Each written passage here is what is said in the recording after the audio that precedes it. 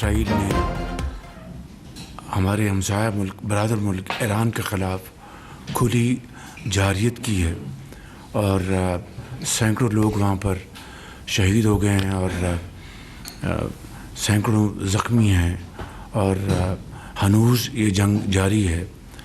मैं समझता हूँ कि इसके लिए आलमी जो ममालिक हैं उनको फिलफौर जंग बंदी के लिए भरपूर कोशिश करनी चाहिए। वज़ीर-ए-आज़म की आलमी बरादरी से ईरान इसराइल जंगबंदी के लिए कोशिश की अपील। कहा, आलमी बरादरी ईरान इसराइल जंगबंदी में किरदार अदा करे। इसराइल ईरान तनाज़े से खित्ते की सूरत हाल अफसोसनाक है।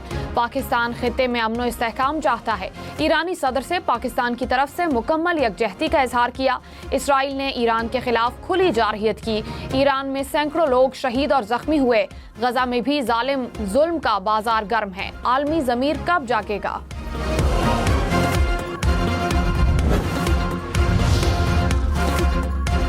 पाकिस्तान इसराइल ईरान तनाज़े के पुरअमन हल का ख़्वाहां है। वज़ीर ख़ारजा इसहाक डार ने कहा, इसराइली जारहियत से खित्ते में कशीदगी बढ़ती जा रही है। पूरे खित्ते में इसके संगीन नताइज मुरतब होंगे।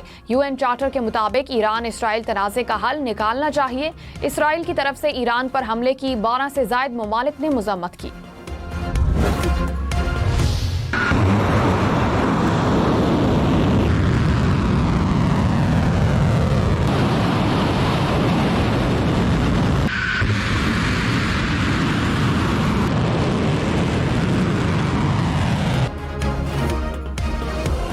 ईरान ने इसराइल पर हाइपरसोनिक फतह-1 मिसाइल दाग दिए।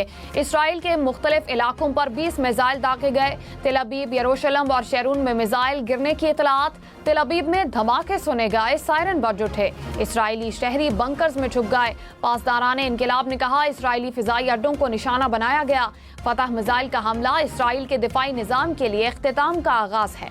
इसराइल पर हमले जारी रहेंगे। ईरानी वजारत दिफा के मुताबिक अभी बहुत से सरप्राइजेस बाकी हैं।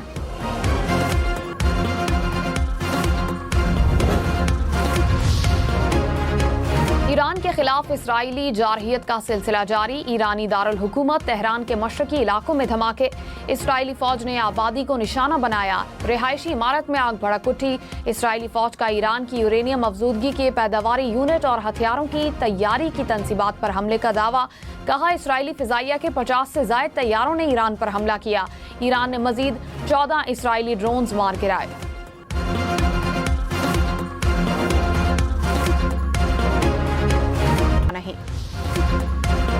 वज़ीर-ए-आज़म शहबाज शरीफ ने कहा, हम उनमें से नहीं जो वादा खिलाफी करके मुल्क की मईशत को डिफ़ॉल्ट पर ले गए।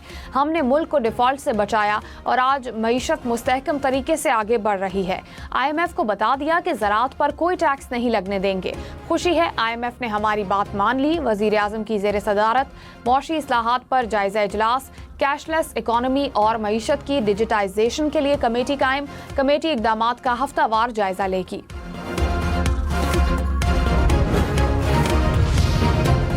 हुकूमत का दरामदी सोलर पर 18% टैक्स कम करके 10% करने का ऐलान। नायब वज़ीर आज़म इसहाक डार ने कहा, बजट पर इत्तेहादियों के साथ तकरीबन तमाम इशूज़ हल कर लिए। IMF के साथ जो तय होता है वो भी पूरा करना होता है। हमने मिलकर इस मुल्क को चलाना है। सिंध की यूनिवर्सिटी से मुतालिक पीपल्स पार्टी के साथ मामला हल हो गया। तनख्वाहों में 6% इजाफे की तजवीज़ थी। काबीना ने कहा कम है और इसे बढ़ाया गया। ऑपोजिशन लीडर उमर अयूब ने कहा, मौजूदा आलमी सूरत हाल में हुकूमत की कोई प्लानिंग नहीं। पाकिस्तान में सिर्फ 10 से 12 दिनों का तेल मौजूद है। मुल्क के बारे में अगर पीपल्स पार्टी संजीदा है तो PTI से मिलकर जिद्दोजहद करे। फाइनेंस के हवाले से कई गलतियां की गई। इस बजट से पाकिस्तान में मजीद महंगाई आएगी।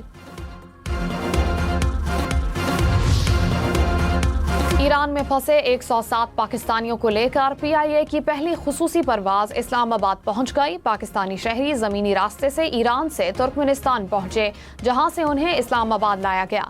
ईरान से पाकिस्तानी ज़ायरीन और तलबा 6 बसों के जरिए तफ्तान बॉर्डर से कोयटा पहुंचे। हुकाम के मुताबिक 502 ज़ायरीन और 207 तलबा शामिल हैं। आज़ाद कश्मीर के बजट में 86 अरब रुपए से जायद का इजाफा। आज़ाद कश्मीर के वज़ीर खजाना ने कहा कि बजट का कुल हजम 310 अरब 20 करोड़ रुपए है। पैदावारी और समाजी शोबाजात को अपनी तरजीहात में